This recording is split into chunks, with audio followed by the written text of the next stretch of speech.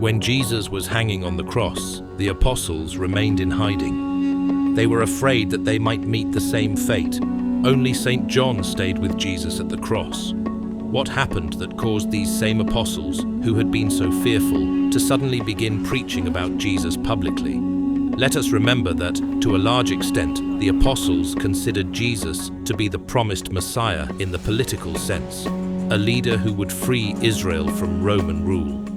Their hopes were shattered at the moment of his crucifixion. And yet, despite this disappointment, they stopped being afraid and began to proclaim Jesus. They were persecuted, beaten, and mocked. They saw with their own eyes how others who preached about Jesus were tortured to death. Some were crucified, others stoned. James, the son of Zebedee, was beheaded, and yet they continued to proclaim the gospel. Someone might say they went mad, all of them at the very same time, even though earlier they had acted completely rationally, hiding in fear when danger arose. And these supposed madmen somehow managed to convince a great number of people and laid the foundation for the largest religion in the world.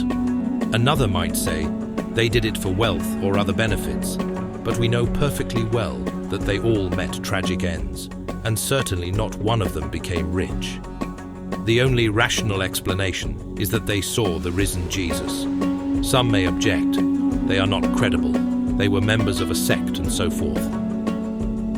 So, wouldn't the testimony of someone outside this group be useful? Well, we have such testimony. It was St. Paul, who did not believe in Jesus. He persecuted his followers. He was educated, wealthy, already held a secure social position. He possessed Roman citizenship, which among Jews was rare and prestigious. He had absolutely no reason to believe in Jesus until he saw him. Think for a moment what you would do if you knew that a man had died, and then a few days later he appeared to you, not as a ghost, but in the body, so that you could touch him, speak with him, sit at a table, and share a meal. You would see with your own eyes that life does not end with death. I believe that after such an experience, you too would do exactly what the apostles did.